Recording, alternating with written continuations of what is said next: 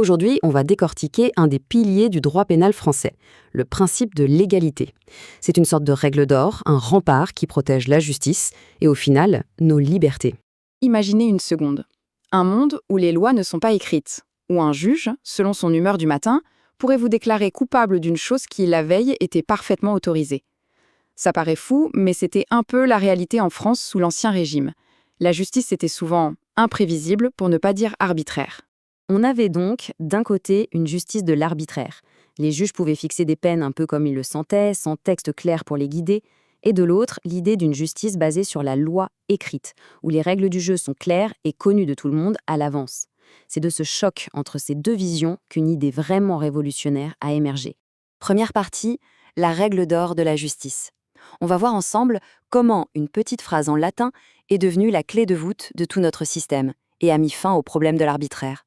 C'est un principe absolument fondamental. Et la voilà, cette fameuse phrase « nullum crimen nulla poena sine lege ». Alors, qu'est-ce que ça veut dire en bon français? C'est simple, pas de crime, pas de sanction si une loi ne l'a pas prévu noir sur blanc. Autrement dit, tout ce qui n'est pas expressément interdit par un texte est permis. Et ce qui est fascinant, c'est que ce n'est pas juste une règle technique pour avocats. Non, c'est un héritage direct des philosophes des Lumières. Des gens comme Beccaria ou Montesquieu qui se battaient contre la tyrannie. D'ailleurs, ce principe a été gravé dans le marbre dès 1789 comme un droit fondamental. Et cette citation de Montesquieu, elle résume l'idée à la perfection. Le juge n'est pas là pour inventer le droit ou pour l'adapter à sa sauce. Il est là pour l'appliquer, fidèlement. C'est le gardien de la loi, pas son créateur. Et sa liberté d'interprétation est volontairement limitée justement pour nous protéger. Deuxième partie, qui écrit les règles? Bon, si le juge ne peut pas créer la loi, qui s'en charge alors? C'est là que la fameuse séparation des pouvoirs entre en jeu. Voyons un peu comment ça s'organise. La logique derrière tout ça, elle est simple en fait. Pour éviter les abus, on ne donne jamais tout le pouvoir à une seule et même entité. En matière pénale, c'est encore plus vrai, et cette responsabilité est donc soigneusement partagée. Ce petit tableau clarifie bien les choses. D'un côté, on a le Parlement, qui représente les citoyens. C'est lui et lui seul qui peut définir les infractions les plus graves, ce qu'on appelle les crimes et les délits. Et il le fait en votant des lois.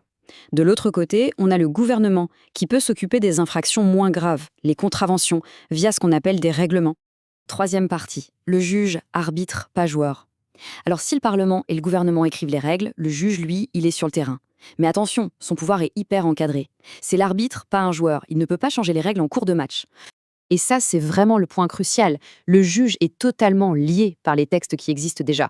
Il ne peut jamais, au grand jamais, sortir du cadre qui a été fixé par la loi et le règlement.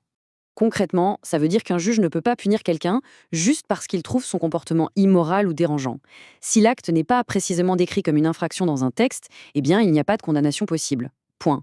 Et pareil pour la sanction. Il ne peut pas inventer une peine qui ne serait pas déjà prévue par la loi.